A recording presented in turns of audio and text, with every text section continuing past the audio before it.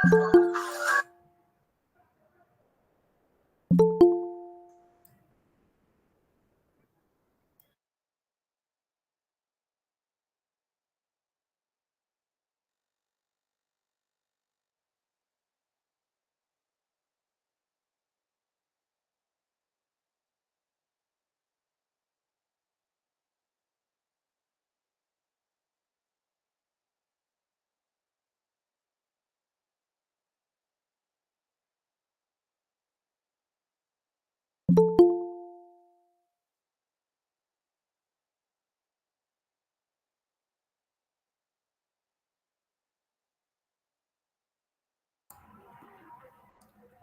afternoon to all. I am K. Sunita, Head Department of Commerce, St. Anne's Degree College for Women, Mallapur. Welcome you all to the third day of this national level online faculty enhancement program titled New Age Learning and Teaching Skills. I extend a warm welcome to Dr. Sarah Thomas, today's resource person for today's session. It gives me immense pleasure in introducing Dr. Sarah Thomas. Dr. Sarah Thomas, presently working as an assistant professor at St. Anne's College of Education, Hyderabad, has been holding multifarious responsibilities as a teacher counselor and teacher educator for the last 2 decades.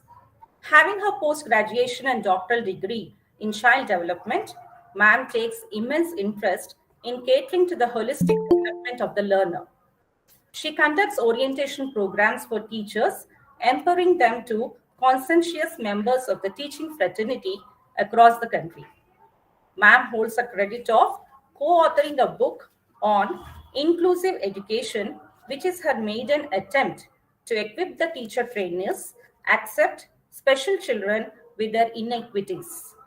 She has completed a minor research program funded by ICSSR on enhancing emotional intelligence of dyslexic learners in collaboration with their parents. She has presented papers in both national and international journals. She has also been mentoring and providing academic guidance for MEd students in their dissertation work. Ma'am, once again, a hearty welcome to you. And now I request you to take over the session. Over to you, ma'am. Thank you, Sunita ma'am, for that introduction. I hope I'm audible. Yes, ma'am. All that introduction, I would have just put it in one single line. I would have just told you that I'm also a teacher, just like all of you. And I would also have added that I'm also proudly, standing over here as an Anite, as part of the Anite family. So that is all about my introduction. So I'll just move on to the orientation program planned for today. I hope somebody would be sharing the screen from your end. Yes, ma'am. Yes, ma'am. So let me just start with a quote on education. If you can just start sharing the slides. We need to wait for some time, or shall we start? We can start, ma'am.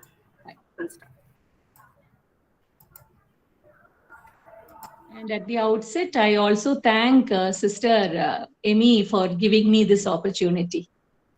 I hope Sister is also here. Okay. So to start with the orientation with a quote, a powerful quote on education, that education is the most powerful weapon which you can use to change the world.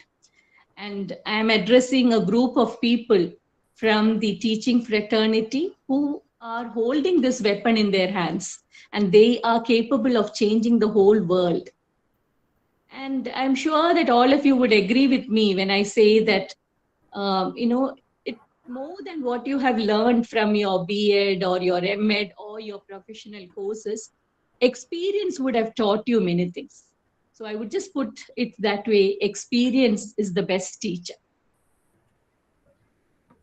So what are the goals of the teachers or the great leaders of tomorrow? So if I ask you, like, what is your goal? as a teacher? Probably, you would say that to mold the children or to help the children to grow well. I have just put it under three headings: the goals of the great leaders of tomorrow, that is teachers, as edifying students. Edifying students or giving a strong foundation for the students. And moving on, enlightening them. The word guru itself actually talks about enlightenment, moving the students from a field of darkness to enlightenment. Isn't that what we are doing here? We are trying to enlighten the students. And we also elevate our students. What do you mean by elevating the students? When I say elevate, the students who come to us in the beginning, they are at their entry level, and when they leave the institution or when they are completing their course and moving out of the institution, they are at their exit level. So when you look at their knowledge level, is there a difference between their entry level competencies and their exit level competencies? Is what our goal is all about. Ma'am, do you want me to share? Okay.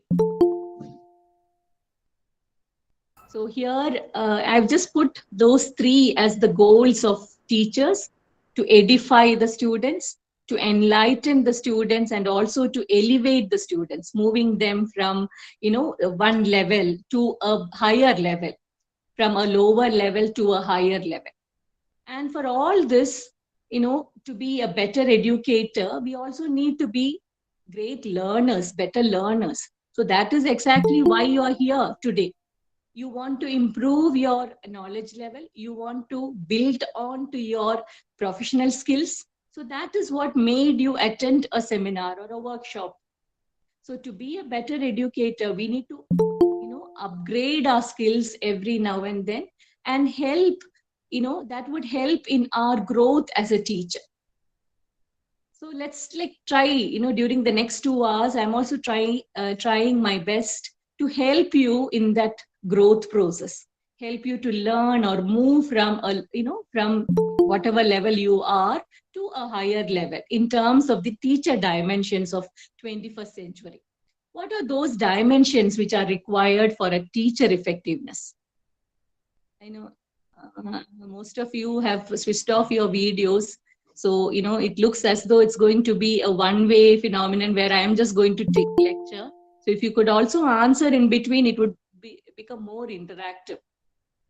So what are those dimensions of teacher effectiveness? So I would, I've just put that in the slide. I've just made it into a 6-step formula, for you to enhance your teacher effectiveness. The first thing I would say that there should be a wellness within you. Ma'am, I hope you can move the slides. We have reached the 5th slide.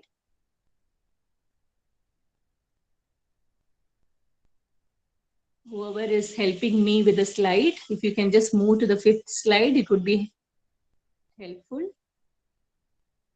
Okay. So, the first dimension of teacher effectiveness talks about a feeling of wellness. When I say wellness, I mean, physical wellness and mental wellness, or the psychological wellness. See, when I'm here to teach, I should be physically fit. So that physical wellness is very important. Along with that, I should be mentally fit to be sitting over here and delivering this lecture. So mental wellness or mental health of a teacher plays a major role in teacher effectiveness. The second factor, I would say, the second dimension is all about your self-esteem. Now, as a teacher, how many of you are confident about your abilities? Self-esteem is all about looking at the positive dimensions of your own personality. How many of you still feel that, I don't think this is my cup of tea, or, I need to do a little more, or I need to grow a little more. I don't think I'm a person who is fit to be a teacher.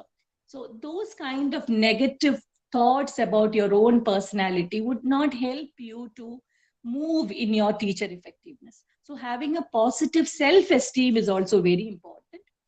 factor of teacher effectiveness. Good communication. How many of you are, happy with the fact that, you are able to communicate well with the others? Good communication plays a major role. When I say communication, it's not only about talking or speaking, it's also about listening. As a teacher, probably we are all good at talking. Given a topic, I can speak, hours, volumes about, the topic. But when it comes to listening in the problems, what my students face, am I a good listener? So these two, along with speaking, the listening capacity or the skill is also very important for a teacher. Having a positive attitude towards teaching is also very important. Now, I need to think about teaching as a profession, as a vocation, where I feel happy about, rendering my service. So having a positive attitude, not only towards teachers, towards students, but also towards my management, towards my fellow teachers. So that kind of towards my profession, all those things would add up and give me a positive attitudes, which would help me in my teacher effectiveness. Being very assertive, like when I say assertive, I am not talking about being aggressive. There is these two ends of the continuum, where you are very passive about things, or where you are very aggressive about things. I am here actually talking about being assertive about what you actually want to, how you want things to be done. And also, at the end of the the continuum, you have this nature, this dimension of being loving and caring towards the students. So if you are not having a passion towards teaching, if you don't have that love towards your students, I don't think we are in the right profession. So these dimensions are very important. I was just talking about the next slide, please. I was talking about communication. So in communication, there are certain things which are very important. Excuse me, ma'am. Sorry to disturb you, ma'am. Interrupt Yes, you. yes. We have muted all the participants to avoid the disturbance, ma'am. So the participants can interact with you only through chat box. Fine, So fine. No please problem. be following the chat box. Okay, Thank fine. you. Thank you. That's fine. Okay. So moving ahead, when I just wanted to explain about communication, I thought of, can you move to the next slide, please, ma'am? In communication, especially when you talk about a communication between a teacher and a student, or the teacher and her fellow colleagues, there are a lot of filters that we need to use before we speak. You can't speak, use the first words that come to your mind. Probably I need to use certain filters. I need to use my judgment to decide what words, are to be used, or what are those filters through which it should pass through. I should think about the intention. Am I saying this to hurt somebody? See, this is what you need to think about when you speak to your students. What is the intention? What are the words that I would choose? The choice of the words, is it something that needs to be said? The compassion element.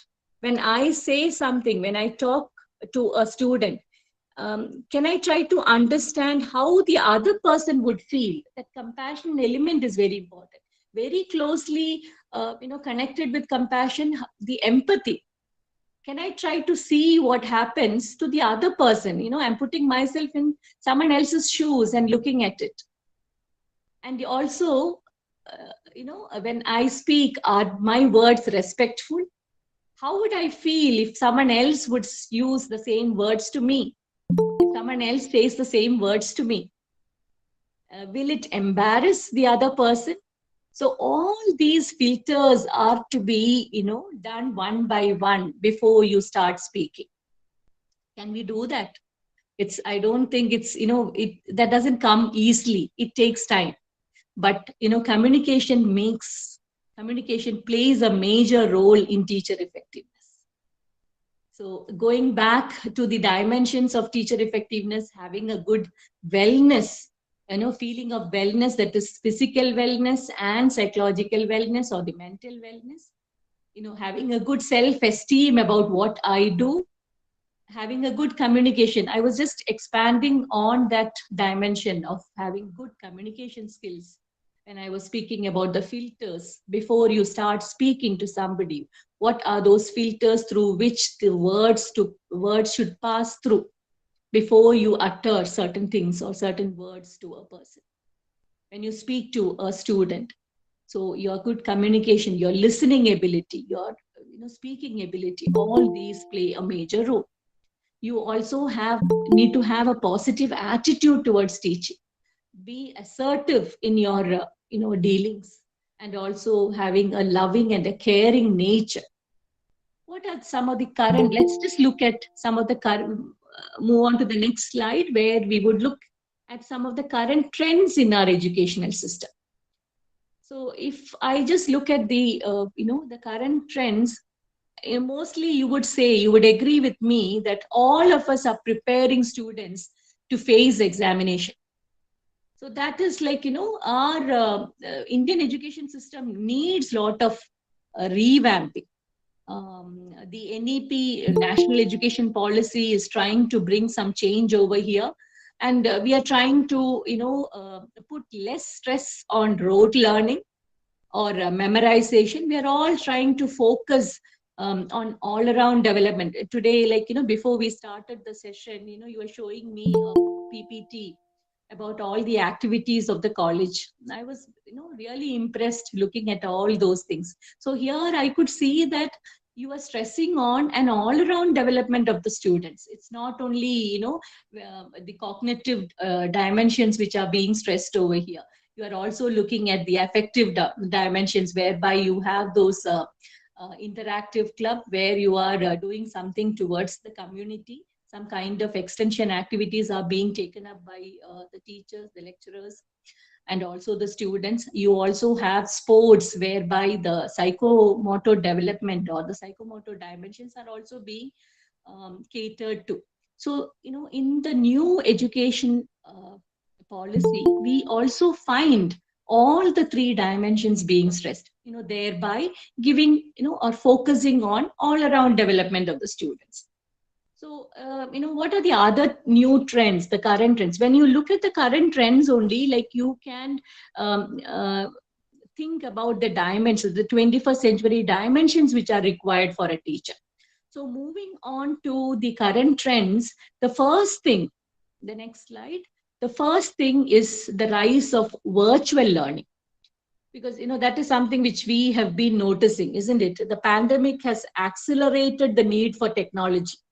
That has made its presence felt now in the teaching learning process. There is a rise in digital learning resources, and we have started using flipped learning classrooms. So there is like the trend that we have to focus on is the rise of virtual learning. Now, if I ask you, like, what are the different types of technology that you would use in your regular classroom?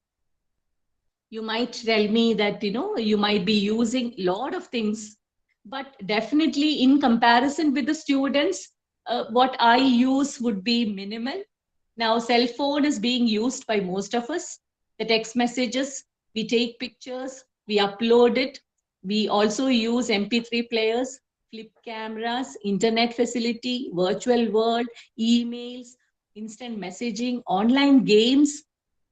Podcast is also being used as an educational resource. But, how many of us are using all this? Blogging, you give a topic to all the students and ask them to share in, they can actually be sharing a few of their thoughts as blogs. So, probably you can have a whole class talking about one topic. So all this is actually, ways in which we can make use of technology. So try to use technology. That is like, how we are able to connect with our 21st century learners. most of them are comfortable, or most of our students are comfortable. I have put a cross for all the different technologies, when it comes to students. Now it's your, role. I mean, you have to introspect, you have to think, and then read out all this, and then consider how many of these am I comfortable with. So you can have a comparison, how best I can connect with my students using technology. So that would make you, fit to be in the 21st century teaching learning process. The next one is all about emphasis on concept-based learning. So here, even again, I'm stressing on NEP. It is actually like there is an emphasis on how to learn. Like we were talking about what to learn, we are actually like trying to help them how to learn and help them to be prepared for life, prepared for an employability is the focus over here. So the focus is on also on the holistic development. We are trying to look at both the academic and the non-academic spheres. We also help them to learn by doing. Learning by doing is also another, um, you know, learning by doing is also another dimension that we use during 21st century. Experiential learning, we allow them to experience, we give them hands-on activities whereby they learn on their own. So here I would say that, like, if I have a comparison between the traditional learning, teaching learning, and the new scenario, in the traditional teaching learning, the next slide, here, memorization was being stressed more. We often fail to promote the desired outcome. We were more worried about how much they would learn and how much they would produce during examination. But higher level conceptual thinking was not given importance. Deep understanding of the concept was also not given importance. And how much they can transfer the knowledge from one area or one field to another area. Maths to physics, or physics to maths, or maths to statistics. Like how much you can transfer the knowledge from one area, biology to physics. So, the interdisciplinary approach was not being focused during the traditional teaching and learning. But right now, like in the new scenario, we are trying to create learning activities. The next slide speaks about creating learning activities in the present scenario. Now, what do we need to do over here? How many of you, all of you are teachers. Now, how many of you have this habit of, planning a learning activity in the classroom according to the learning goal, or you align an activity with the learning goal? You would carefully select some activity that would help them to have a deeper understanding of the concept. So actually, when they do certain things, what is happening over here? They are actively getting involved in the activity that would enhance their curiosity, that would also help them to be motivated to learn. But do we have this habit of, providing them opportunities to learn, or giving them experiential learning activities? How many of us engage our students in rich learning activities?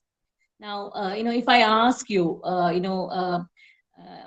today morning you had a class with your students, how many of you planned an activity for your students in the morning?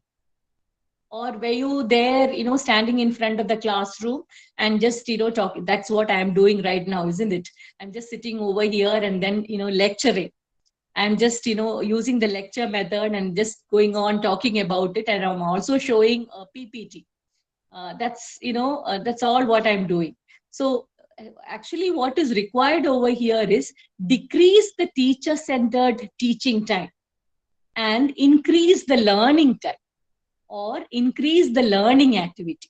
So if you put that onto a graph, on a triangle, the base, that is like where you have to increase the student-centered learning time, and the top part where you have a minimum time spent on the teaching time. But it's the other way around. We are always doing the teaching, and we expect the students to learn and understand whatever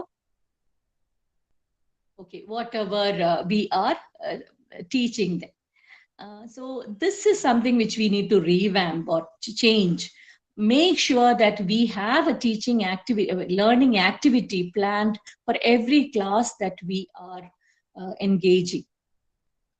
That's the next dimension that I was talking about. Next is like, there are a number of non-conventional courses. There is a high demand for, earlier, the pattern was being an engineer, doctor, or a teacher, or certain professions. But here, don't you think that there are a lot of new professions which have come up? There is a great demand for vocational courses, marketing, banking, financial services, healthcare management, data analytics, analysts, advertisement field, media. So these are all, the innumerable non-conventional courses which our students want to, log into or get into. So apart from this, we also, you might also find, YouTubers, the social media influencers, or also like certain people who are, making income out of something which they are passionate about. The culinary skills, if you are good at, making something, preparing something, why don't you start selling it? So these are all ways in which you can get income.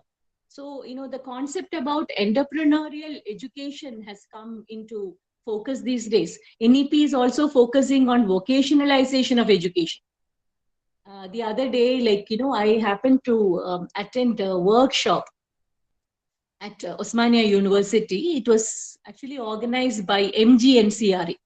So there, they were trying to connect the lessons with a vocation. Every lesson that we read, in lesson plan, we were trying to connect it with a vocation. So suppose you start with a lesson in biology. We were asked to look at class 8th, 9th, and 10th.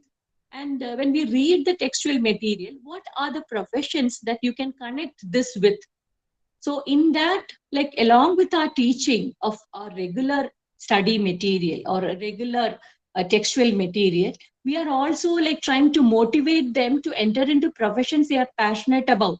Probably you would, when I'm talking about a microbiology, or, when I'm teaching them something about microbiology or even nutrition, they can connect it with growing microgreens or, selling sprouts, cultivating sprouts or germinating sprouts at home and selling it. So there is actually, the curriculum now should focus on entrepreneurial education. That is exactly what NEP is also focusing on, vocationalization of education. So how many of us do that? When you go for your regular teaching, do you just, stand in front of the classroom, focusing only on the textual material, where, you're supposed to be completing this portion or completing this lesson within a month time or this week's time? So your focus is more on making them ready for an examination. Let's just, move out from that cliche or the same routine, and think about helping them to find a profession which they would be happy to do. So that kind of non-conventional courses should also be brought into focus when you start teaching something. The next point speaks about connectedness, collaboration, and co-creation. Now, this is another, problem that most of us as teachers face. We have this concept of teacher standing in front of, the classroom and delivering. Okay, and all the students are responding to your directions. That's the common thing which is happening in most of the schools or most of the colleges. So do we give them experience to sit with their friends, collaborate with their friends, communicate with their friends, or allow them to have teamwork? So that actually is something which we need to plan as teachers. And, this, I would say that would be something which would happen beyond the classroom walls. You can even send them out in a group to do a project. So it's not within the classroom. It can be something which happens beyond the classroom. So here, we need to provide or facilitate these experiences for our students. Allow collaboration to happen within the classroom. How many of us give them project work? Many of us end up giving them individual work. Uh, all of us, or the whole class works on the single project. I give one project and I allow all the students to work on the same project. But let's just start thinking of it a little differently. How many of us can start thinking of giving small group activity, pair activity, working in pairs, working in groups, small groups, large groups. So here, flip the classroom environment. The model can be flipped. You can actually allow them to watch a video at home and then come and discuss in the classroom. So here they are learning at home, and then they are spending the class time in collaborating with each other and applying the knowledge what they have gained while reading at home. So you give them a video or give them a link to watch and come. So that is something which they have done at home. You need not spend a lot of time, in the classroom explaining the concept, especially in higher education. So one part of it is already done by the individual. So you are only allowing him to come here and discuss with his friends, collaboration, connecting with their friends, co-creation of knowledge. So here again, the stress is more on you being a facilitator. You are not standing here, passing the information to the students. The students are no more passive recipients of knowledge. They are, actively constructing their own knowledge. That's the essence of constructivism. Vygotsky speaks about constructivism, where he stresses on the fact that teachers need not be standing and thinking about students as passive recipients of knowledge. They can create, and they can create knowledge of their own. We need to be facilitators, helping the students to create knowledge. So this is something which I just want you to do an activity here. Can we just move on to the next? Yes. So here I have just drawn a circle, and I want all of you to draw a pie chart which indicates how much of time you spend on individual activity, how much of time do you spend on pair activity, small group activity, large group activity. You can just divide the circle and make a pie diagram or pie chart out of this. I hope all of you have a paper or a pen somewhere around. And are you all still in college, or have you gone back home? Okay, you are all muted, right? So if you can just, take paper and a pen and draw the circle and make a pie chart out of it. Okay, I've just drawn this for you. Can we move on to the next slide? Probably your result would be somewhat like this. I'm just hypothesizing. I'm just assuming that your result would be somewhat like this. Here, you will find many of you would have given stress for, individual activity. You would have assigned individual activity for most of your students. For a few students, you would have asked them to be in pairs, and a few others, ask them to be in small groups, and probably large group also. 20 of you can work on this project, and another 20 can work on some other project. That's a large group activity. But this actually should make you think, can I, do something about my instructional strategy? Do I need to redesign my interaction in the classroom? Which area do I need to work upon? When I'm giving an assignment, do I ever think about the caliber of the students, or do I just simply give one single assignment for the entire class? Or can I ask them to work in groups? Can I ask them to work in small groups or even large groups? So that's something, which you can think about in your next exercise, next assignment, when, you meet your students. One collaborative activity which I wanted to discuss with you is there in the next slide. That's called think, pair, share. You must have heard about it. I don't know how many of you have heard about it. Think, pair, and share. So here, actually, you are giving an assignment and asking all the students to think and come. So the pre-designed assignment is given before for all of them to think individually. So there is some kind of individual thought process which is happening. So individually they think about the topic, and they jot down or they write down all what they know about the topic. And the next instance can be the pairing. You can ask one student to be paired with someone else, and they form a group of two and they discuss with each other. So here there is collaboration. I'm talking to my friend and also listening to him or her, and I'm trying to accept her idea. Or if I have a justification as to why it is not correct, I would just say, I would defend. And then it's like, more or less like kind of a debate where you would accept your friend's idea and move on. And then moving on, after the pairing activity, you can even ask the pair to share the idea with others. The teachers can actually take them and they expand that share to a whole class discussion. So this is actually, in a way, we are permitting the students to collaborate with each other. So that makes a lot of difference, isn't it? Rather than you standing in front of the classroom and then just dictating something or delivering your lecture. Here there's a lot of collaboration or connectedness which is happening. When you do this, what are the advantages? You are able to work in groups. You are able to listen to someone else, the team spirit. And also, like, even if you feel that what the other person is saying is wrong, probably there are ways and means by which you can convince the other person to change and move from his thought process, and some kind of negotiation can happen. So all this would actually lead you to be a better team leader later on in life. So this is something which you can practice, I thought, in classroom, rather than only thinking about delivering the lectures after lectures. Bring in some amount of collaboration and connectedness between your students.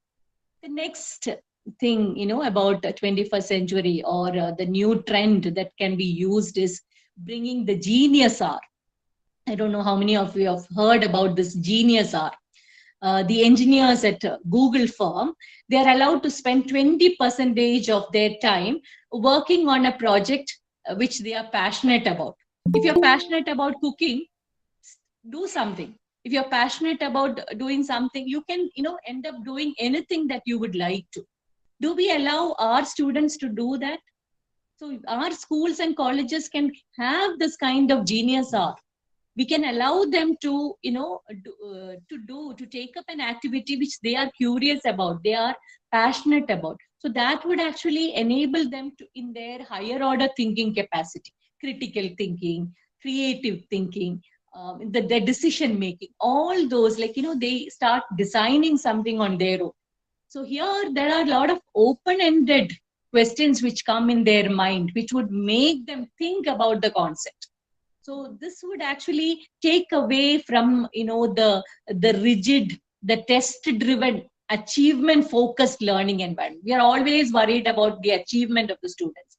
So this genius hour actually helps them to move away from this rigid atmosphere, and that will give them a chance to explore their ideas and follow their instincts without being assessed or monitored. You just tell your students there is no exam in this paper, they would feel so happy to sit and listen to you. We have certain practicum papers where we don't have a theory exam. So in those papers, we make them do a lot of activities in the classroom. I have noticed, an enormous amount of difference between a paper which has a semester end examination and which only has some activities or internal assessment. So that actually gives them a lot of freedom to explore and also, bring out more ideas into focus. So this is another, the contemporary thought that can be put into practice in your school or in your college. I've been, so used to addressing the school teachers, sorry for using the word. Then moving on to the next one, we have the STEM. That's something which is very commonly spoken about these days. Now the STEM has moved to STEAM, and now, you even speak, or you must have heard about STREAM also, right?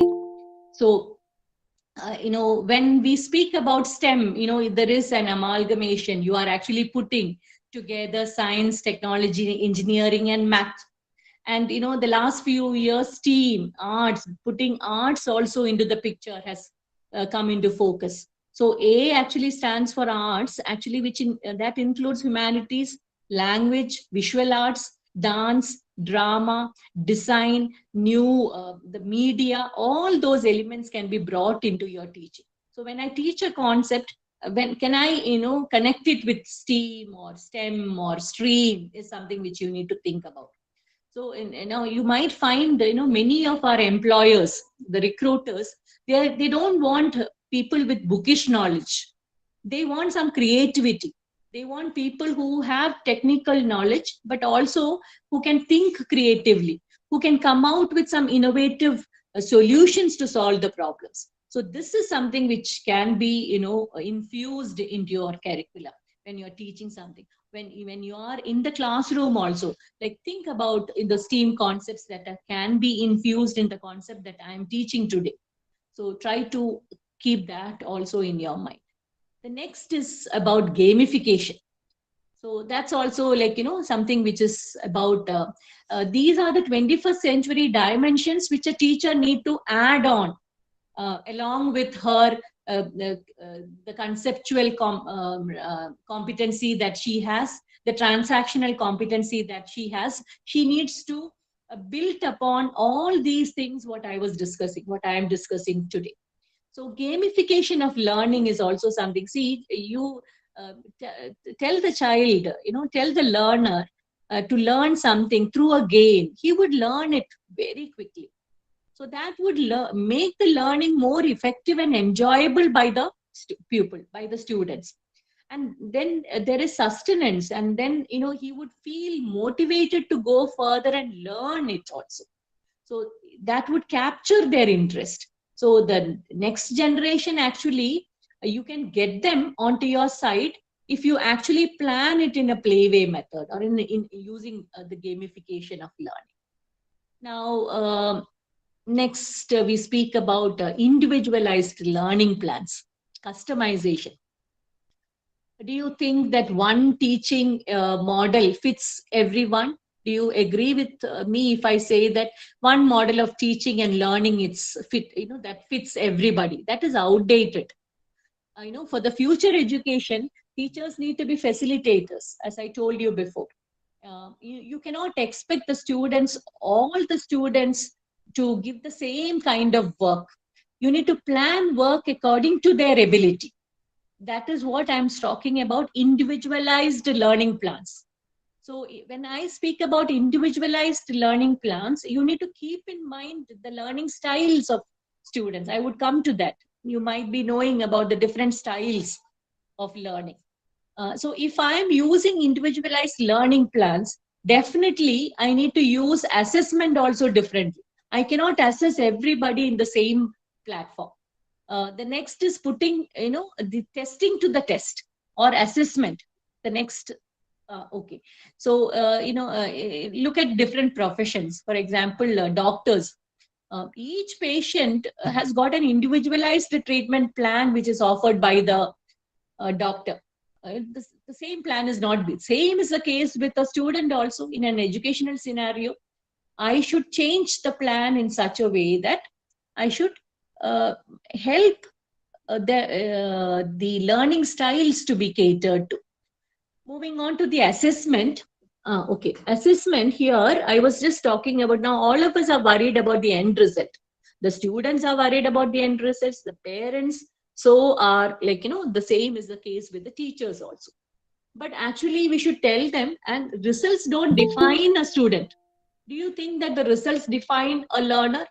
To some extent, yes, but that is not, what defines a learner's capacity.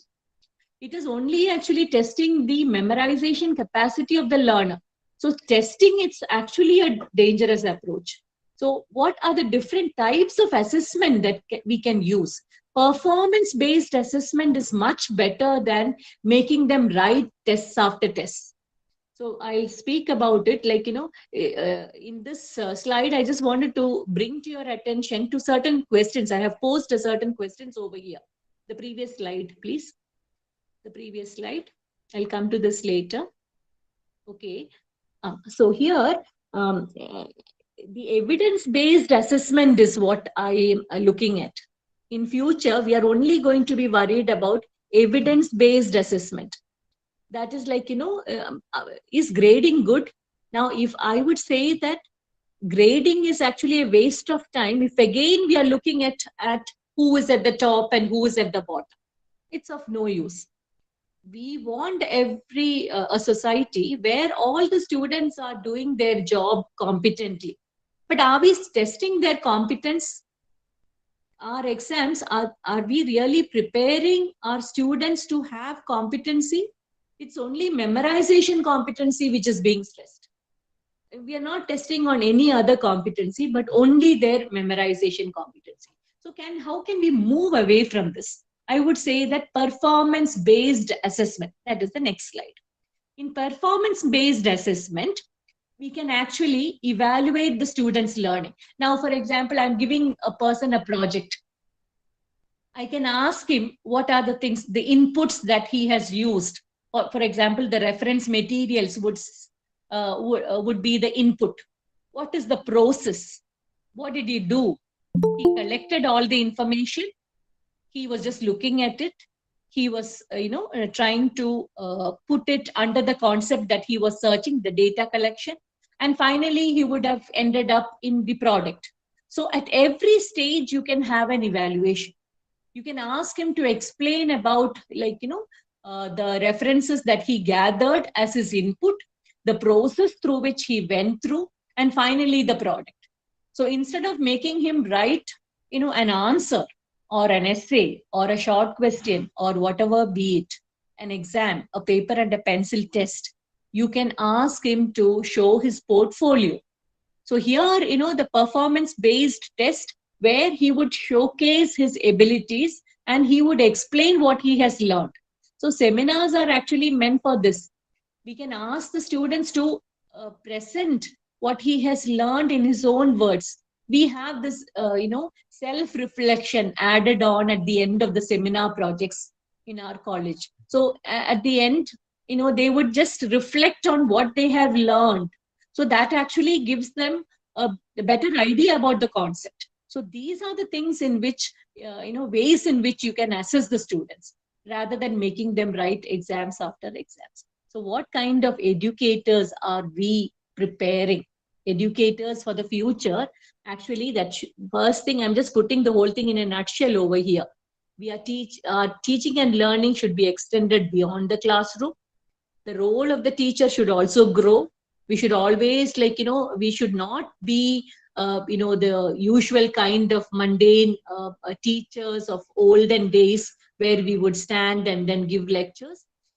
We need to adapt to the learning environment of the 21st century, and we need to grow. And also we need to empower the students to be innovative. And, there should be personalized learning experiences which we need to give our students. So we are not going to, we are going to help the students, and also we ourselves need to be data collectors. We need to analyze the data. We need to plan, collaborate. All these things not only applies to you, but applies to our students as well. So in this way, we are actually moving to the 21st century classroom. The 21st century classrooms are totally different from the earlier times. Here again, as I told you, we are facilitators of students' learning who are capable of working on their own. They can create their own knowledge. So here we are actually scaffolding them. We are just giving them a scaffold or a helping hand to move from one level to the next level. And some of the characteristics of 21st century classrooms, actually, we are only helping them to become productive members of the workforce. Finally, the child should be prepared for a job. The child is not prepared for an exam, but he should be prepared to enter into a profession in which he would excel. So, textbooks are not, to be just given and mugged up. They should use multiple sources. They can use technology. They can gather information from, anywhere and everywhere. The focus also should be different. It should not be on memorization and recalling the information. You should also, help them to demonstrate their knowledge. How do they demonstrate their knowledge? They can come forward and they can explain things. You don't have to speak all the time in the classroom. You can just tell them, what have you understood from what we were discussing all this while. So here, actually, you are making them a better learner. So in 21st century, there are 4 C's which we are, skills which we are talking about. We are helping them to be good communicators. They are sharing their thoughts, questions, ideas, and solutions. Make them question. More than giving you answers, why don't they frame questions? You are giving them a topic to learn. They have learned something, or they have discussed on something. Let them frame a few questions, so that framing of questions would enable them to I'm think sorry to on. interrupt you, ma'am. Yes. There's a question from one of the participants in the campus here. Yes. In group activities, it so happens that we usually see one student works on it and Yes. all others are passive. Yes. So let us know your suggestion in this matter. I'll come to that. See, I wouldn't say that, always group, there are advantages and disadvantages. The advantages, overweigh the disadvantages. Definitely, you would find, see, that is the caliber of the teacher, which can be used here. You have to put the students in groups in such a way that, you have students of differing abilities coming together, working on a group. So this point is also something which I would be discussing later on. So probably at the end of the session, we would come back to this. Here, if you are capable of putting students in such a way that each one would collaborate and help each other, each one would benefit from each other. Okay, so that's the that lies in, I would just focus on the ability of the teacher to form the right groups. That's also very important. We'll come to that later. So here, the 21st century skills which I was talking about is communication, collaboration, critical thinking, and creativity. So I think this is something which we already spoke about: sharing of thoughts and working together to reach a goal.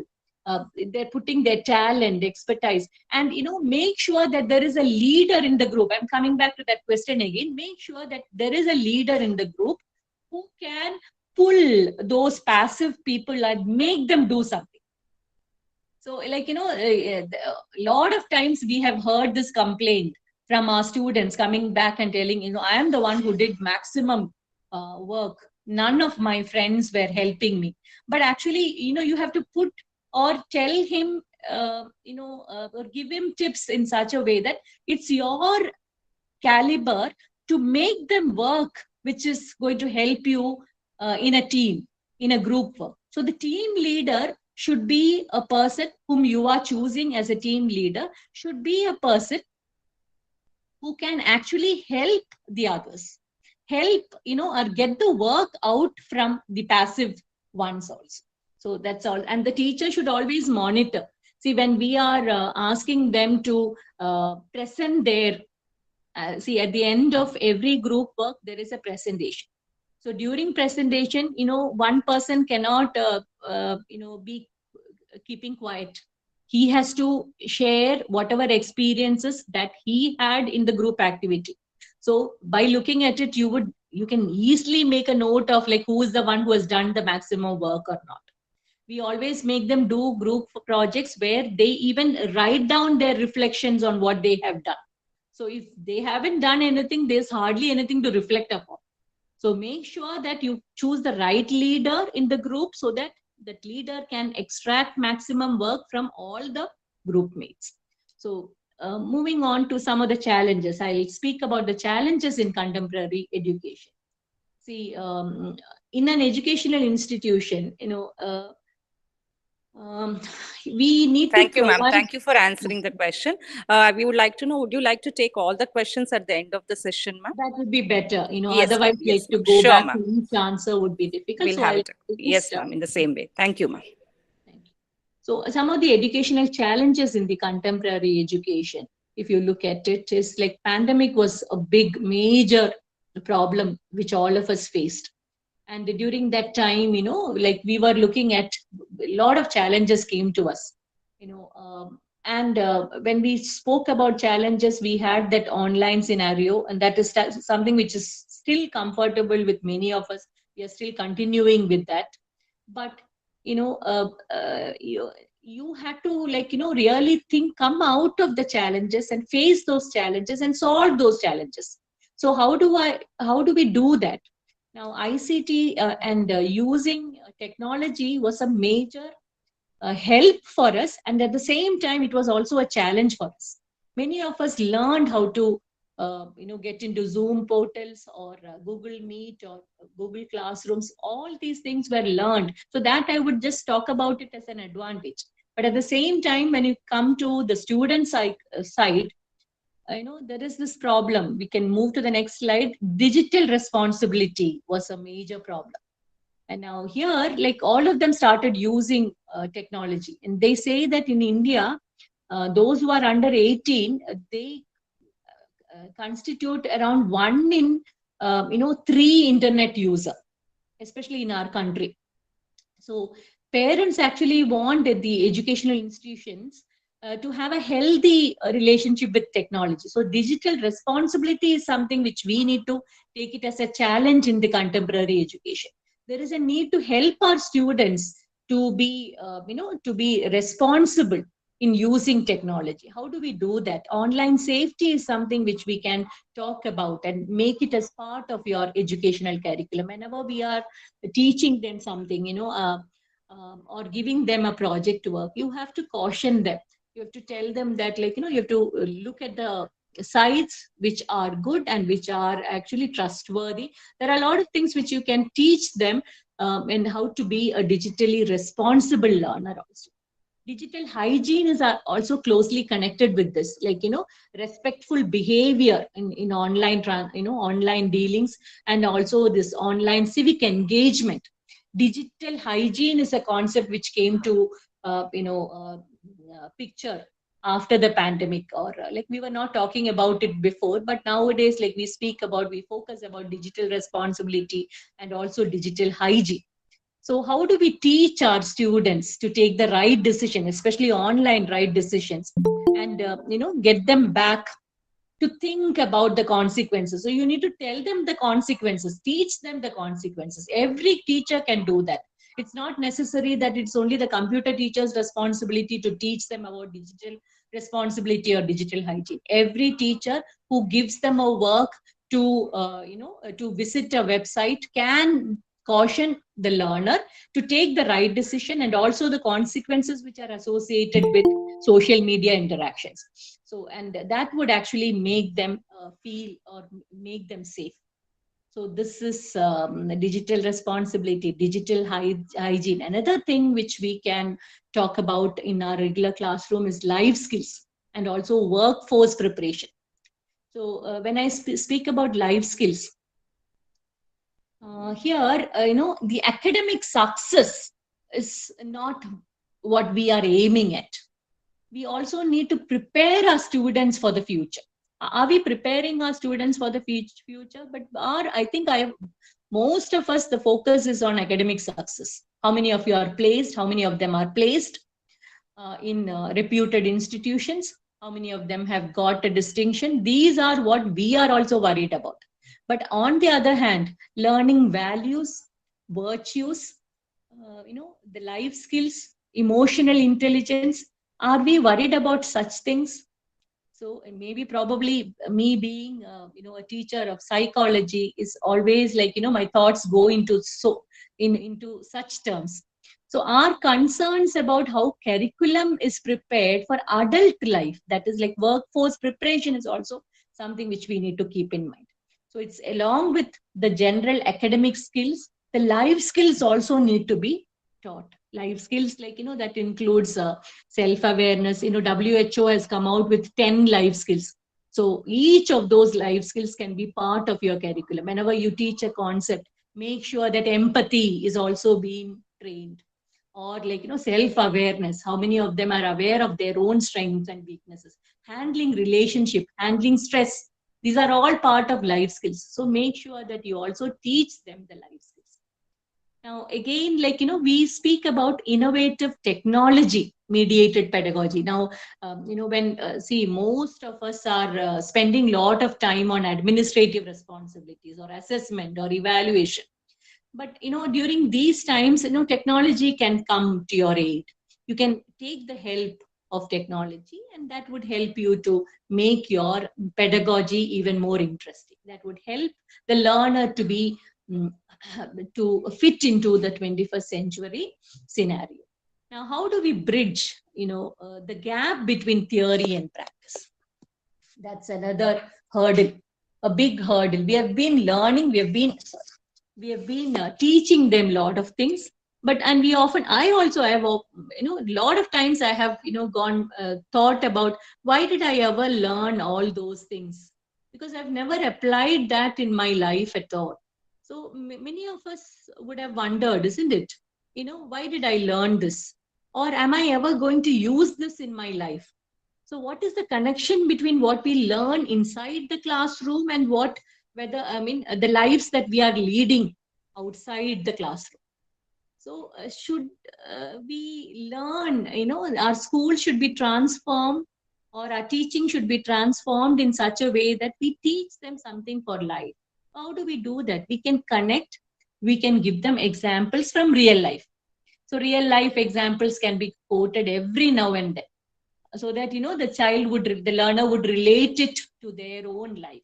Some examples from that educational scenario or from their own locality can be quoted by the teacher.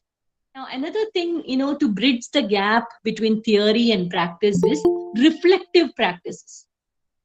Reflective practices is like, if I reflect or if I think about what I am learning, that would make my learning even more effective. So do we have this habit of making them reflect? So reflective practices, in that I just wanted to discuss about three things. That is actually the cornerstone in uniting theory with practice. It can be done through self and peer assessment, problem-based learning, personal development planning. We'll go one at a time. What is the self and peer assessment?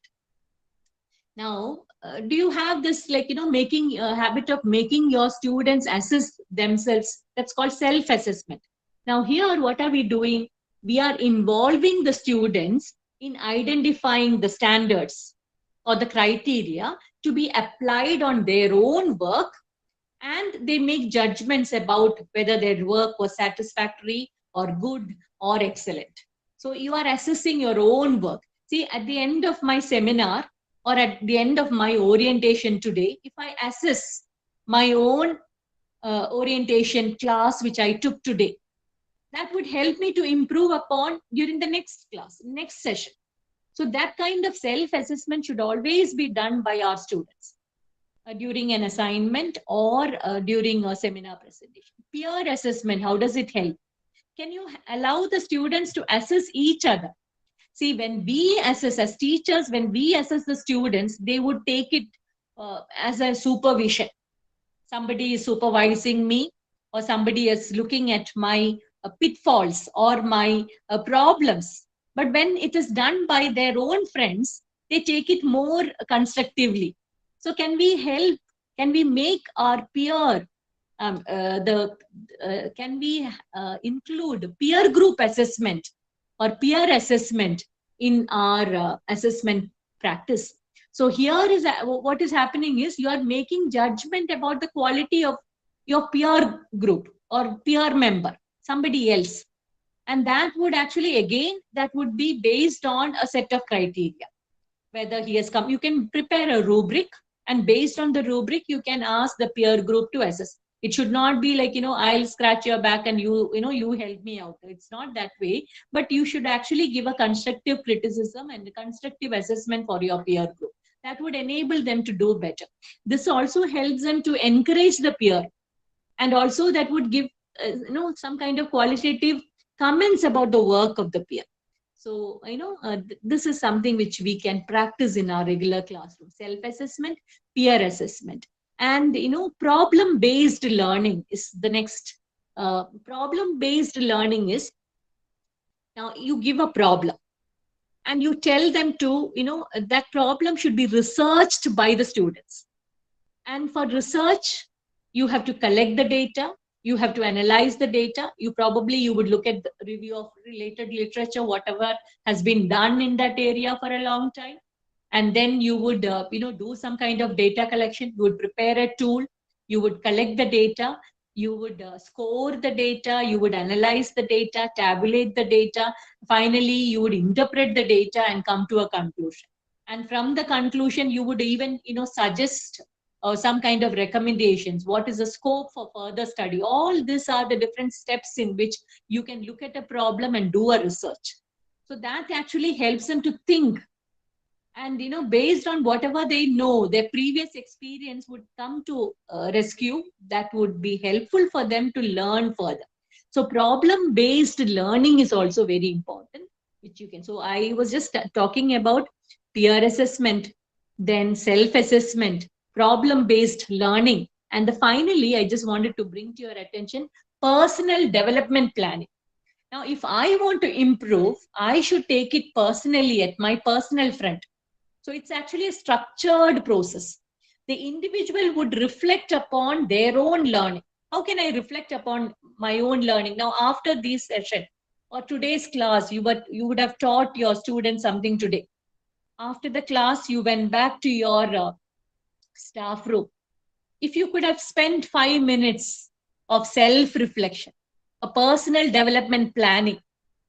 I'm not talking about self-assessment. Here I'm talking about a reflection. What did I do today?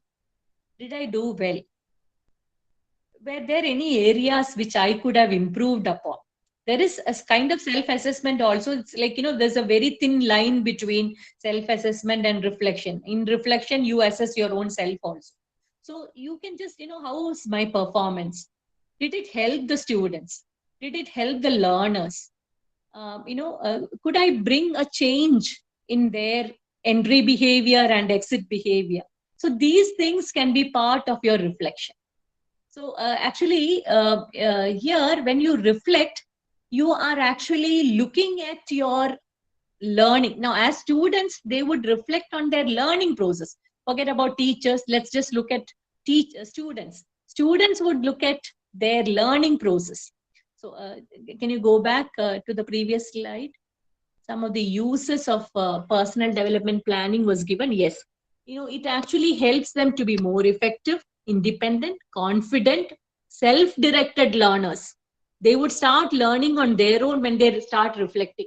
When I start reflecting, I would realize that, okay, probably, next time I should do something else. My style of teaching has not helped them. So probably I need to think about something. Or if I, as a student, I'm learning something, probably I need to change my style of learning. So these are the things which would help me in the personal development plan. You would also develop a positive attitude towards learning. Now, I just wanted to discuss some model, a reflective practice model, which is done. You can go to the next slide. A reflective practice model.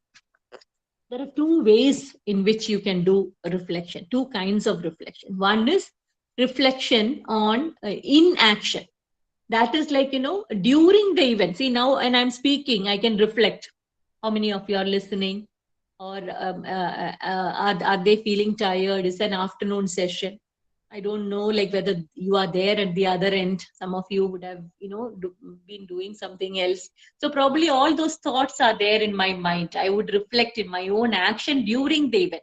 What can I do to improve during?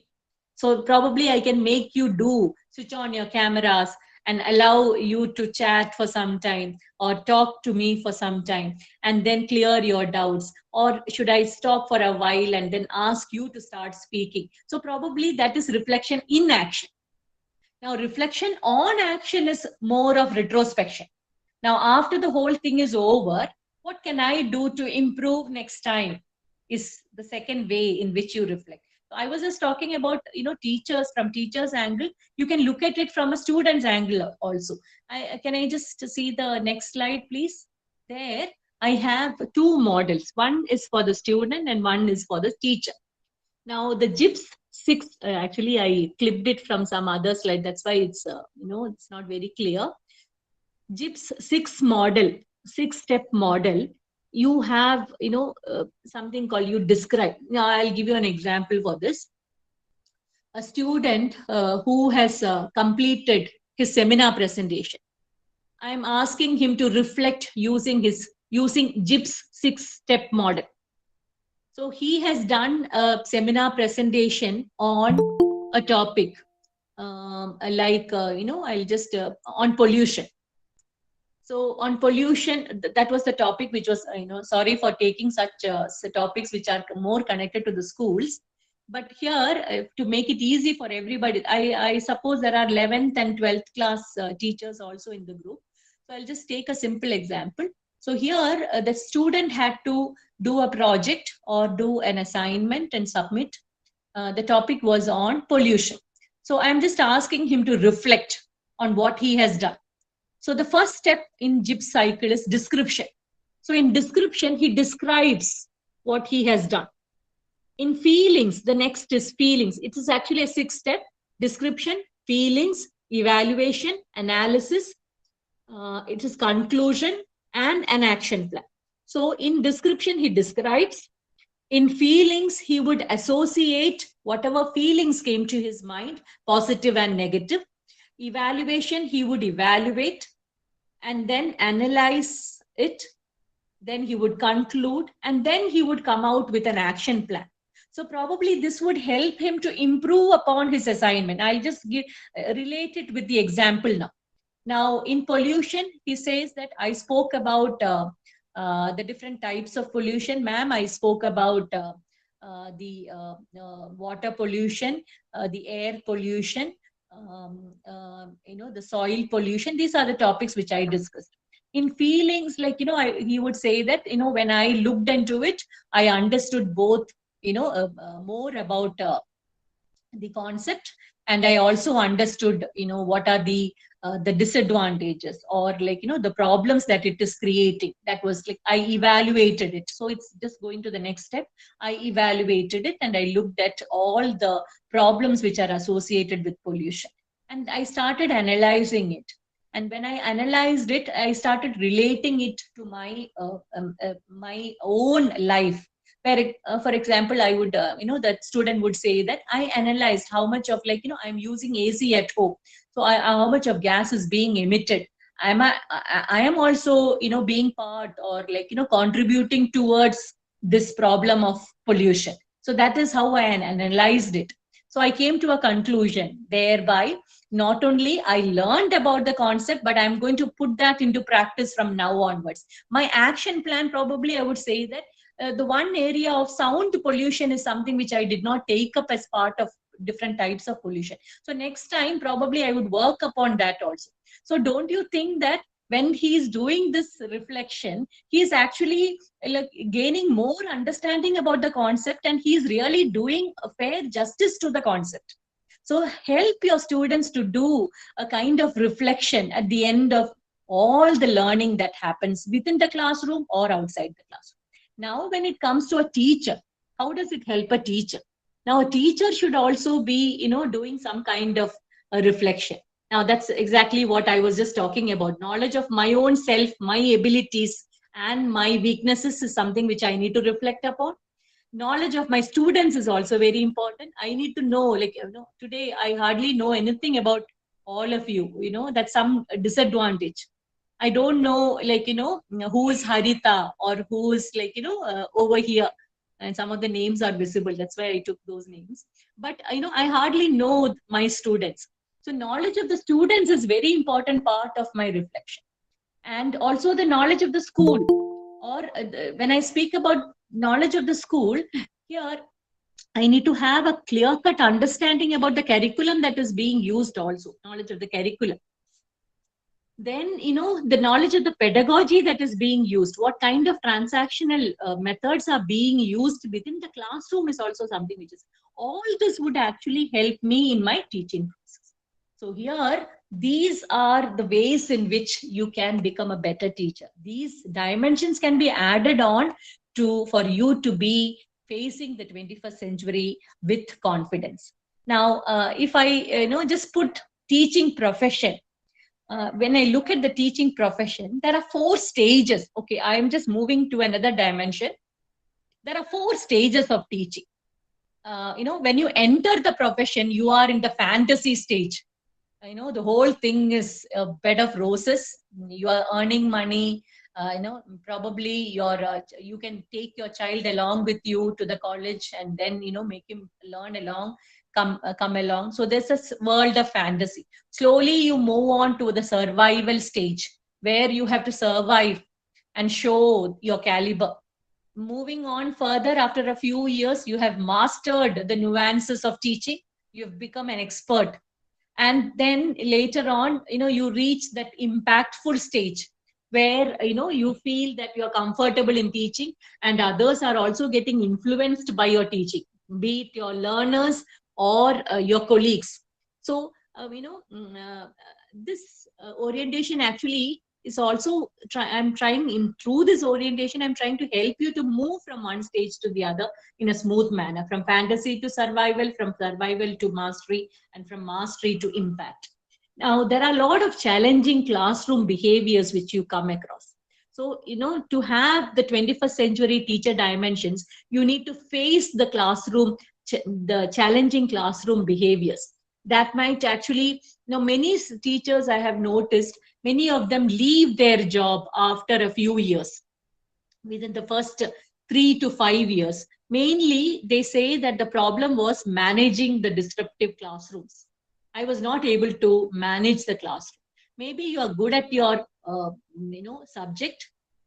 You are a very good teacher, but when it comes to classroom management, you are not capable of handling them. So that would actually act as an impediment for you to reach the mastery level. So you drop out. After the survival stage, you try your level best, and then you give up. Okay, this is not my cup of tea. Let me give up. So these challenging classroom management tips are also something which I thought of adding on to my orientation, which would help you to have, will be part of your 21st century teacher dimensions. Now here I have a picture here. I don't think, any of your classrooms are like this, but just a picture. So moving on to the classroom management tips, which I wanted to give you are building a community. We'll quickly go through this because, we have half an hour left. So first one is building community. We'll go to the first one. A caring relationship. Now, can I ask you a question? How many of you know your students by name? I shouldn't be asking this question to you because I don't know my students who are sitting right in front of me. But, that's a must.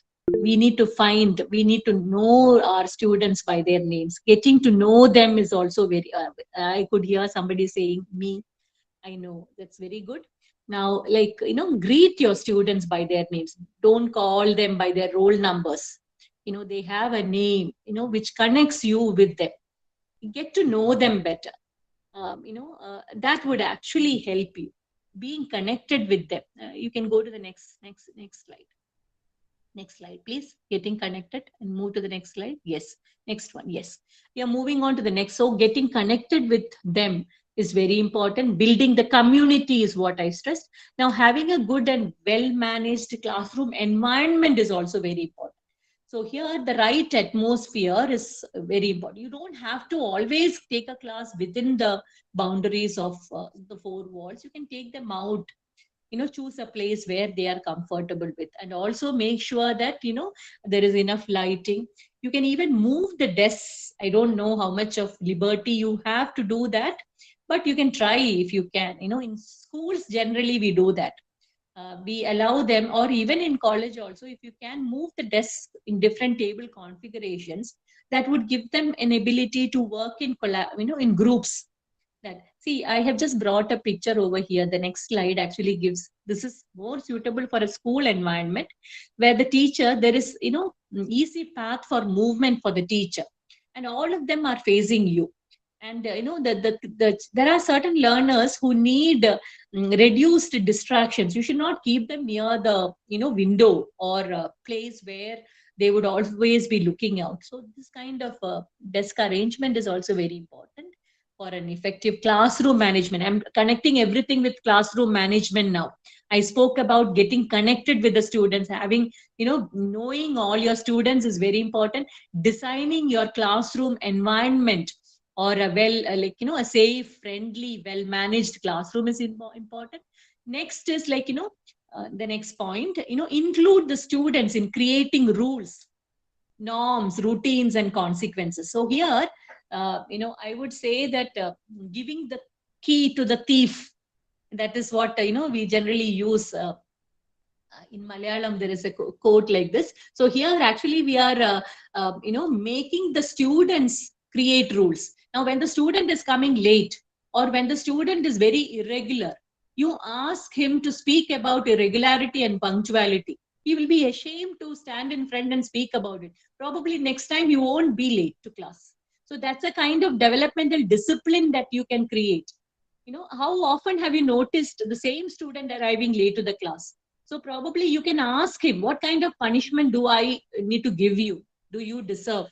So you are, you are allowing him to discipline himself. So he is becoming accountable for his deeds. So that way he takes up the ownership. Allow him to take that ownership for whatever he does. So this is actually helping you in classroom management. Now, next is creating a variety of communication channels. Do you communicate with your students? The teacher-student communication is very important. You encourage, are you very approachable teacher? Do you feel that the students, feel comfortable approaching you?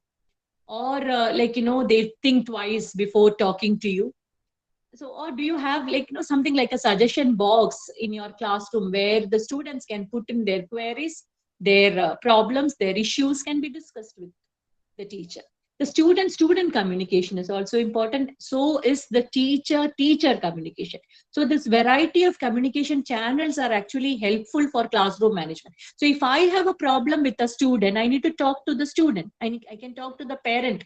I can talk to the other lecturers also, and find out if the same behavior is seen in their classrooms also, in their classes also. So this kind of a variety of communication channel is very important for classroom management. Being very calm, fair, and consistent is another important tip for classroom management. Are you a trustworthy person where the students feel that kind of trust to come and disclose their problems with you? Do you maintain a calm, fair, and consistent demeanor? When I say calm, that is see, there is a boy who comes to my class always late, or who doesn't submit the things on time, but still I need to be very calm in my dealings with him. Although my heart and my head tells me something different, I need to be calm. I need to talk to him in a pleasant manner and find out what is wrong with him. Fairness, I spoke about calmness, fairness, consistency. So fairness is treat everybody as equal, no partiality. Now, if at all I'm giving some kind of exemption for a student, I should justify it. I should tell why did I do so. And the other students should feel convinced about the fact that, okay, teacher has given an exemption for that particular student because he has done something else, or he has completed some other assignment. So that kind of being fair is very important for classroom management. And also consistency. I should not be erratic in my dealings. I should behave the same manner every day. One day when my, probably when I had a problem at home, I should not be carrying over that problem to my classroom environment. I should feel, consistent about my dealings with my students. Modeling positive behavior is also important. No, I should walk the talk. Whatever I say, I should practice, isn't it? Like, when I'm teaching, I should demonstrate some kind of good values like compassion, caring nature, patience. All these good values need to be practiced by me. Then only my students would see that and then say that, okay, that this teacher does not own, she is not only preaching, but is also practicing, walking the talk. Okay. Now, again, as I told you, like, know the students you teach. I asked you, and one person replied saying that, I know all the students by name. So here, I need to know my students. When I say knowing the students you teach is knowing their caliber, what they are good at, what they are they, if their weaknesses are, giving them hope. Some of them might be feeling a little, depressed of the fact that they are not doing well. So how do I help him? To overcome some kind of barriers, academic barrier or societal barriers. So these things need to be done. And also, if there are some conflicts within the classroom, that also disrupts the classroom management. So how do I address those conflicts? You do it immediately. Don't let the conflicts linger. You have to address the issue. And when you address the issue, also make sure that it is only like it is between you and the student. It's only both of you should be there, never in public.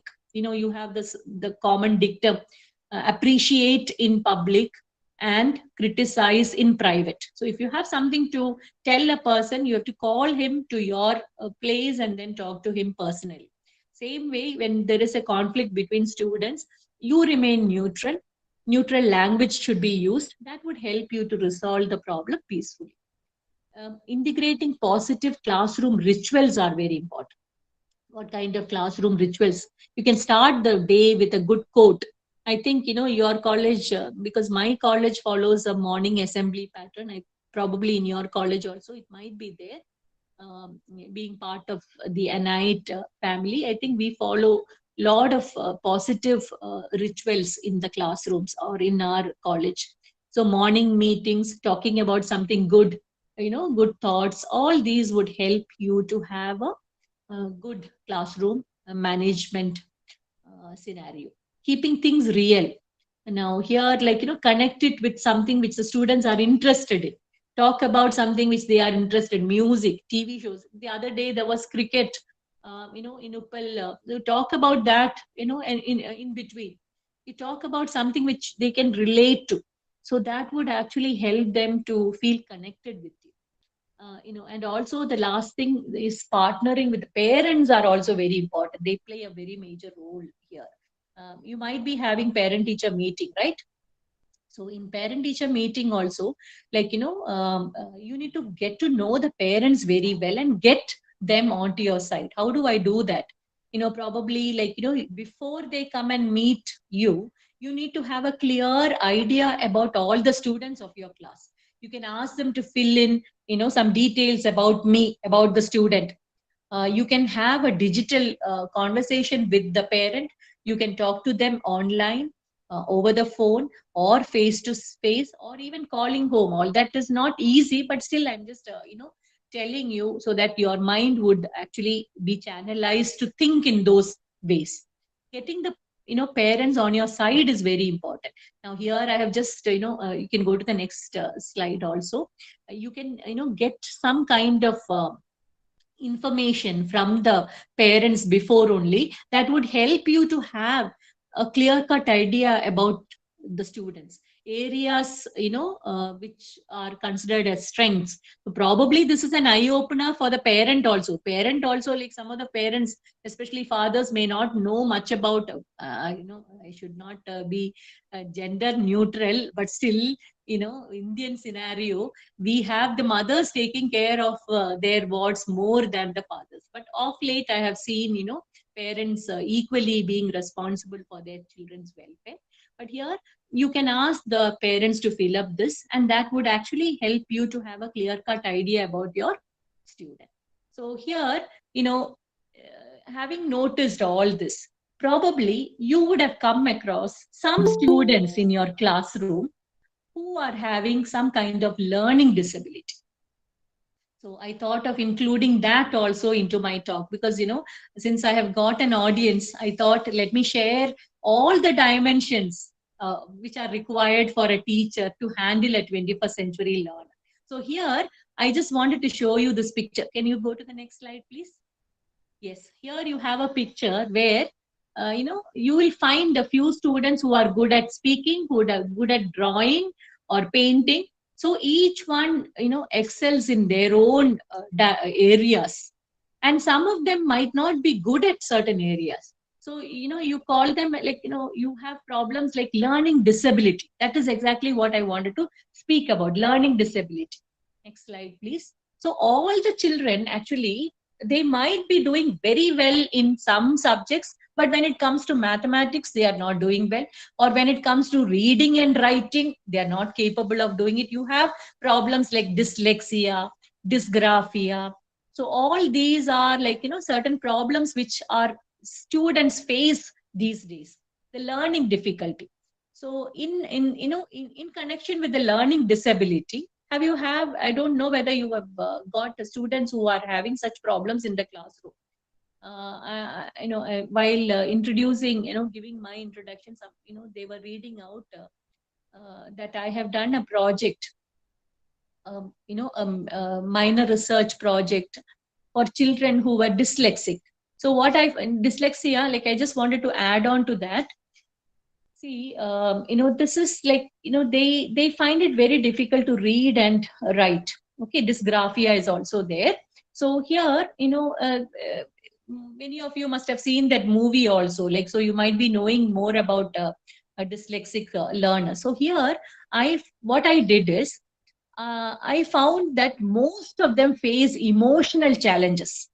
The students who are having this learning disabilities face emotional challenges. They feel that, they are not good at anything, and they keep you can go to the next slide. There I have put some of the as. What happens is, like, they keep pondering upon these points. Why are things so much hard for me when it is so easy for my friends? They look at things that they observe. The parental anxiety is something which worries them. The teacher's impatience is something, which also puts them down. The fellow students mockery, mocking at them, why can't you do it fast?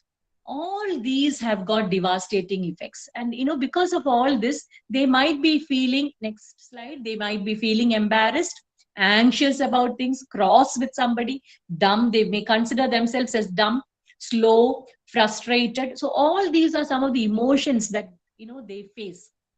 Now, when I was just connecting you with that activity that I had taken up, so this has got a negative impact on the student, negative impact, there's a loss of confidence. They may have some kind of negative thoughts within them. They may lose hope, or they may even think that they are not good at anything. So that would actually lead them to, lose interest or a zeal of learning itself. And they may have low tolerance, and patience is also something that we come across. There was a student whom I met who was dyslexic, and there were a lot of students, and this student, I just casually asked him, what makes you happy? Because I was worried about the emotional intelligence of these. You might be knowing about emotional intelligence, right? So emotional intelligence has got 5 dimensions. Now if you are, you can go back to the previous slide only, ma'am. So, emotional intelligence, how many of you have this EQ? I know along with IQ, nowadays we speak about EQ also, emotional quotient. When I say I have good amount of EQ, that shows that I have 5 dimensions which are very strong. That is self-awareness. That is, I'm aware of my own strength and weakness. Empathy towards others. I'm quite empathetic towards others. I motivate myself, intrinsic motivation. I try to motivate, even if I'm feeling very low. I have that resilience or to bounce back and, motivate myself. I handle relationship in a very smooth manner. I also manage emotions. When there are times when I feel low, but I manage those emotions. If we are good at all these 5 areas, you can consider your EQ as high. So here I found these students who are emotionally low because of their learning disability. So I assessed their emotional EQ in the beginning. I conducted a pre-test for them. Then I did an intervention module was administered to all of them.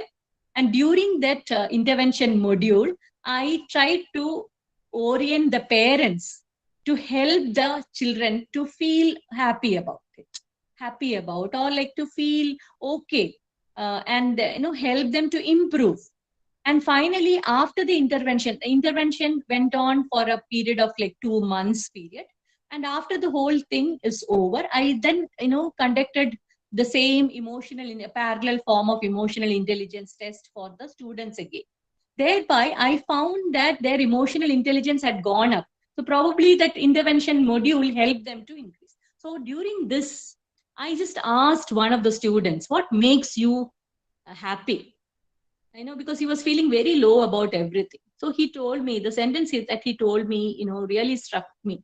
He told me, the smile on my mother's face makes me happy. He also added on and he said, when my teacher is happy, I am also happy. So this is what, uh, these emotions of these students are talking about. They're connecting it with the teacher also. So are we really like looking at our students, and if they have some kind of problems, you can go to the next slide. Do we help them to overcome their emotional issues? Are we ever worried about, or are we ever thinking about the emotional issues of our learners? That is the next dimension that you need to add on. Along with your conceptual competency or your subject knowledge, you also need to develop ability to help the students overcome their emotional issues. How can you do that? You can, just the next slide. You can boost their self-esteem. You can motivate. We'll quickly go to the next slide. We can motivate them. You can use positive language, remove that can't, and you can do it. Help them. And this is something might be new to you, helping them to develop metacognition. Metacognition is thinking about one's own thinking. So here, help the learner to think about, what am I doing this, why am I what is the purpose of me learning this, what is the best way that I can learn this, how can I help myself to remember this, what techniques can I use. So that is a kind of metacognition that you can develop among the learners.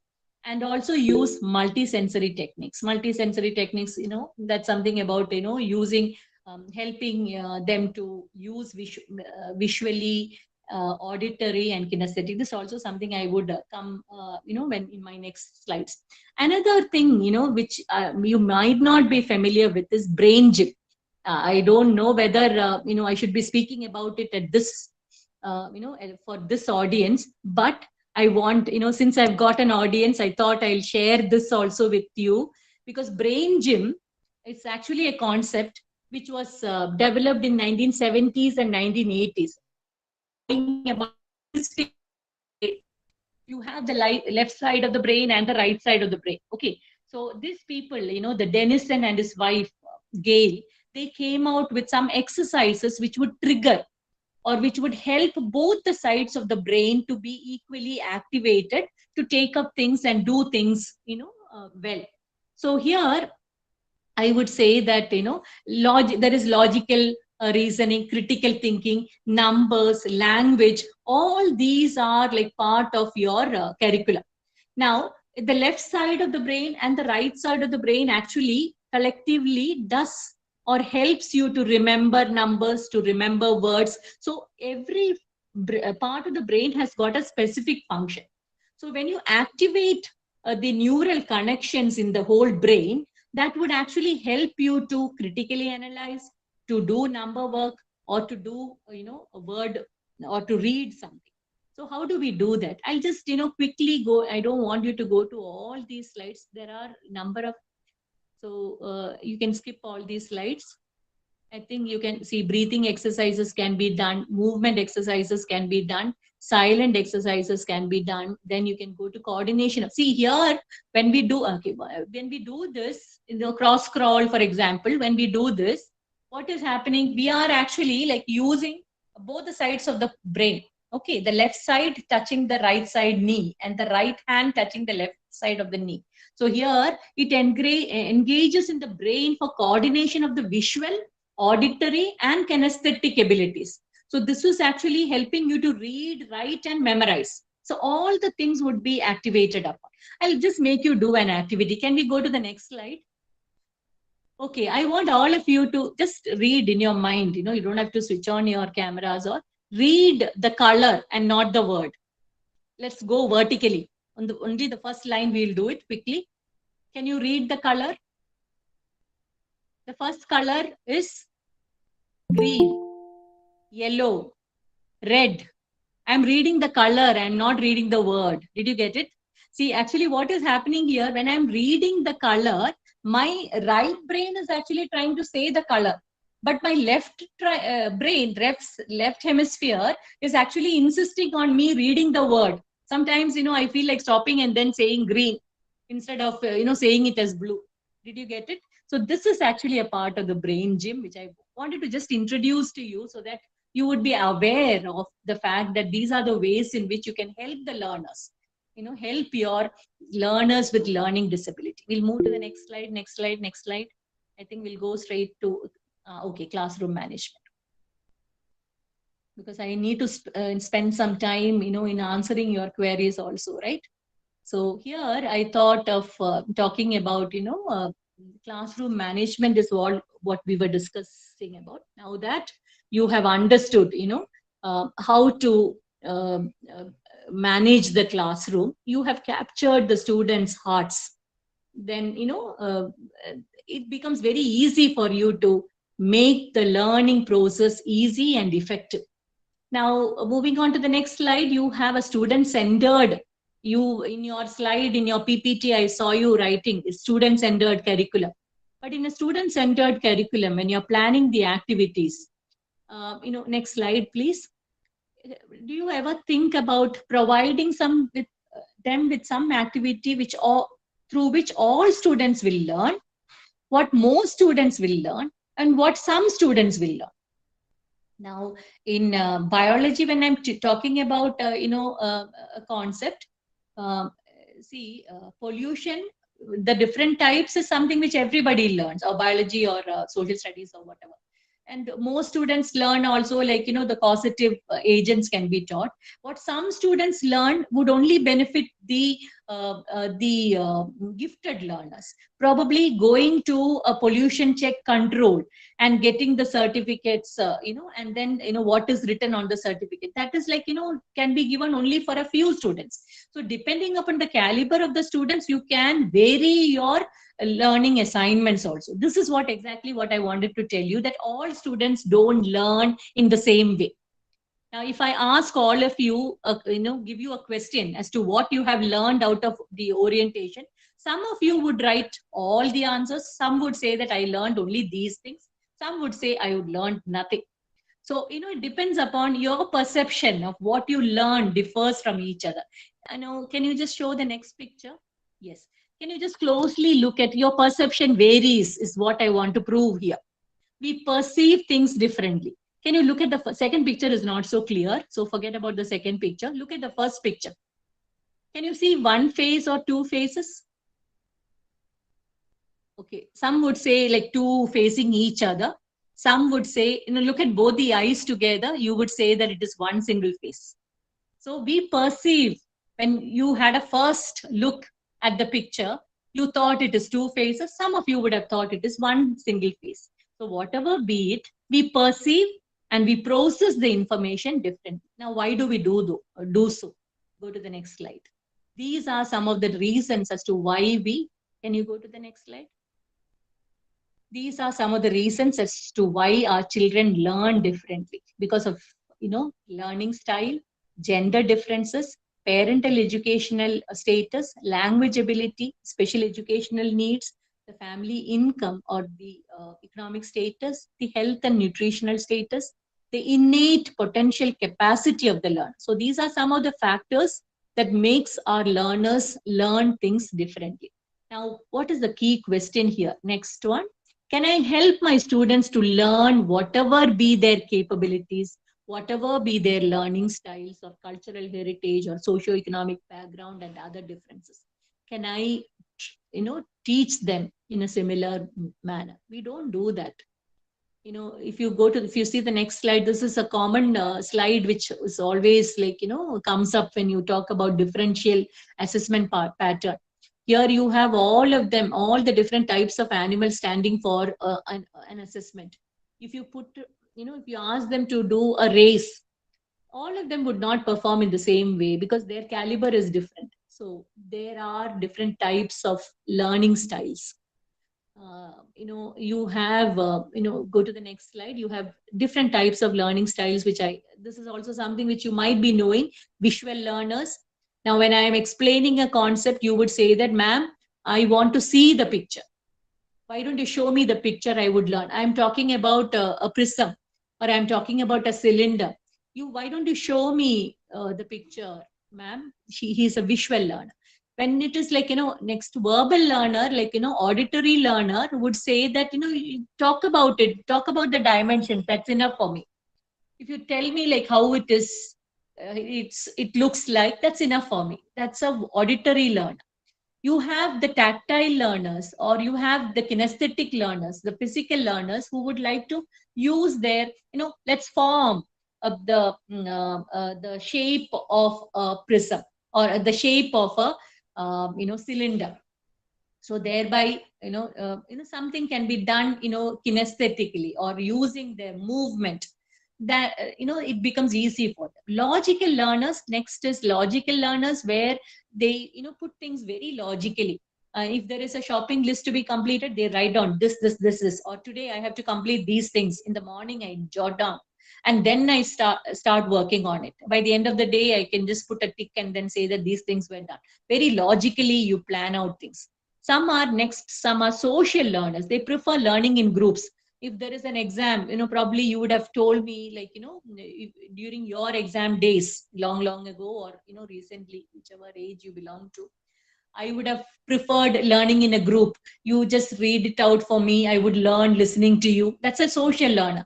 Or some of us would say that, you please don't disturb me. I prefer learning alone. I'm a solitary learner. That's a sixth type, solitary learner. So these are all different. Have you ever thought about your students in this manner?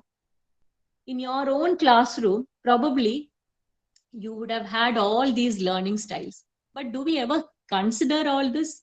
We just go with a set of books. Our duty is to deliver the lecture. Our duty is to complete the portion.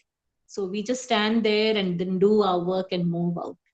So let's just, put an end to all. Some of you were doing it well. I'm not saying that all were not doing. Some of you would have been doing, or you would have had better tips to suggest me also.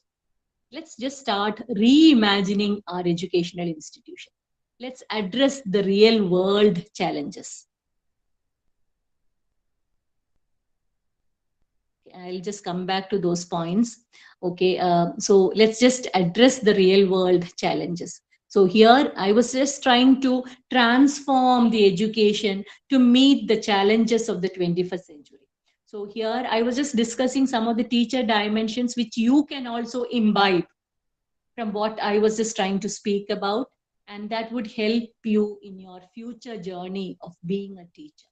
So I would just close by quoting, whatever be said and done, the best teachers teach from their heart and not from their books. So be a good or the best teacher, teach from your heart. Keep all those points what we have learned and try to do your best. And here there is a poem, for you by a student.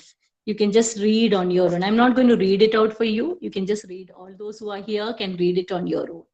I'm the best child I can be. This is the poem which a student is speaking to you. Oh, dear teacher, please help me to see the best, the most, the greatness in me. I want to be somebody special.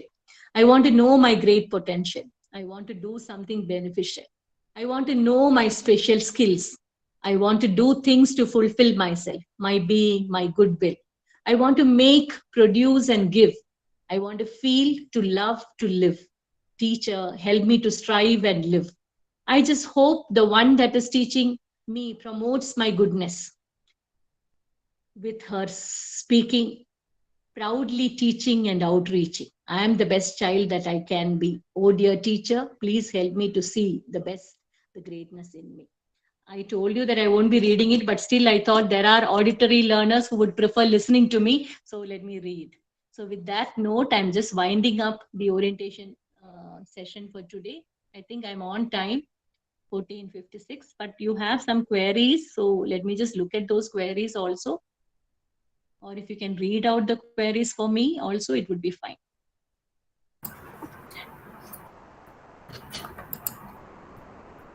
Dear participants, the session is open for questions. Please post your queries in the chat box.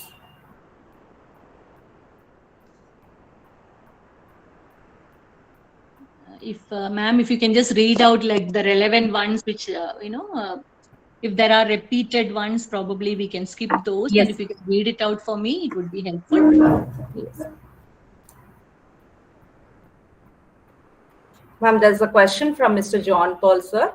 Yes. Participants are less, they are shy, afraid, or not confident.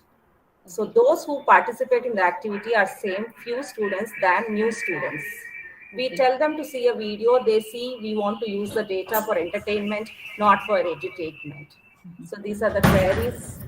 Okay. See, in this also, I would just, put it on the teacher. The teacher should choose the video, the video which sparkles that interest for them to see. So probably you can choose something which interests them.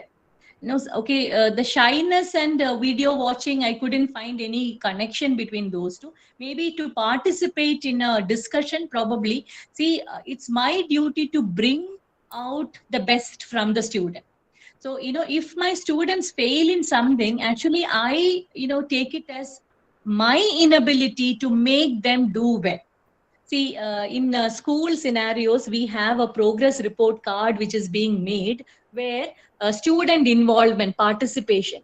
When a teacher gives 0 marks, I always tell the teacher, you should take it as a challenge. Why is the student not participating? It's not the fault of the student. It is your fault. As a teacher, you fail to make them participate. So I'm not blaming anybody over here, but make sure that even the shy ones are made to participate. See, we have this tendency to always pose questions on the ones whom you are sure of getting an answer. So why don't you start posing questions to people who have never ever opened their... So there are a few who are sitting behind who wants their names to be called out. But, we never give them a chance to speak. So next time, probably you should make sure that you have, taken the names of everybody. Okay, so mechanical engineering students, activities, I need to just browse through and see. Because, I am into a field where I am training teacher educators. Okay, so probably I don't think I'm good at, doing that. But with some, give me some time to do that. Probably I can just talk to somebody who's good at it and also get some help from them. But, right now I was just talking about teacher dimensions in general. I was not specifically talking about, the streams or the disciplines. In general, probably these are some of the things that you can do. Thank you, ma'am. Yes. There's a question from my colleague, Mrs. Tejashri. How Yes. to implement activity-based learning in practical subjects like accounting? Okay, I think, I am a misfit over here because most of your examples are coming out from your disciplines where I am not, I don't have an expertise. But accounting, probably can you just check with some of the industries and get their work, brought by a person, a chartered accountant or somebody who can be brought to the classroom where he can discuss some of the pitfalls which he notices when there is an accounting done by the organizations, and then discuss about that. So some kind of activities, the students themselves can approach a few people from those areas or those industries, and they can just check out some of the problems that they face, and they can learn more about it. I don't know whether my answer was good enough, but that is exactly like what I could think about at this moment. Thank you, Getting ma'am. connected with the industry, getting connected with the people who are handling accounts. Ma'am, Yes. one more question from Mrs. Veena. Yes. How can we train reading skills for adults with dyslexia? Okay. See, this is like, you have to start from the scratch. Swimming can be learned only when you put that person in water. So here, reading can be enhanced only through reading activities. So here, now I have found many students who would excel when they are typing and reading from the computer or the laptops rather than from the textual material. So probably you can help them to read from a print, the print media in the digital media. That's one thing. The second thing is like, give them some, see, many occasions, I would say that reading one word, even if you skip that word, you get the meaning of the entire thing. So probably help them to have an overall concept, idea about what is being read rather than going with word by word reading. That's another way to handle it. But here again, you'll have to go back and scratch from the scratch, in the sense like many of them have problem in differentiating between B and D and P and Q. So probably help them out, some kind of tips they need to keep in mind when they read such things. That is one way of doing it. There are a lot of strategies that can be used only for dyslexic learners, which needs probably another class itself to deal with. So help them out in whatever possible way you can. That's one suggestion that I can give you.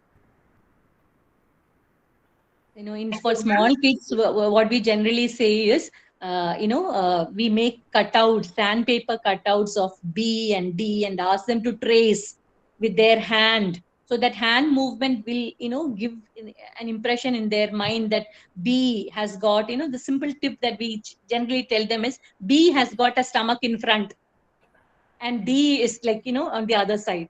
So something like that. To write D, you need to first write the letter C and then take it up and come down. So like that C and D can be associated with. It's some kind of association techniques you need to be used when they read those letters. Ma'am, Yes. one last question, ma'am, from my Yes. colleague, Mrs. Shilpa. How Yes. can we excel the talents of irregular students? Punctuality has to be instilled in them. Irregular students, like, why are they irregular? See, any problem, we need to find the root cause. As a counselor, that is what we do. We need to probe into it and then find out the reasons as to why they're not capable of how to reduce absentia in classroom. See, you need to sit with them, a personal talk with the students to find out the reasons as to why the student is not coming. Is the class not interesting? See, when you are leaving from the group today, halfway through, many of them were leaving, rejoining. I was just thinking about myself, like, did I do it properly? Do I need to do something else? So those things are actually like, an eye opener for your own self. You talk to the student who is absent, who is irregular, who's not being punctual, and find out the reasons. If you are the reason for it, you change your method of teaching. Probably, I don't have a feedback link. I know probably the college might be okay. So here I would say that find out the reason as to why he is not being regular or punctual, and try to solve that problem. The root problem need to be found out, and you need to address it. Yes. Thank you very much, ma'am, for helping us all in growing as a better teacher by adopting teachers' dimensions, the filters which we need to consider before we speak as a teacher. As you rightly said, we teachers need to decrease teacher-centered teaching time and increase learning time. There is a need for 21st century teachers to realize that students are no more passive recipients. Thank you, ma'am, for this enriching session. Dear participants, feedback link of today's session is posted in the chat box. We request all of you to submit the form immediately as the link will be active only for next 10 minutes. Proceeding further, with your permission, ma'am, I take this opportunity to propose formal vote of thanks. Good evening to one and all.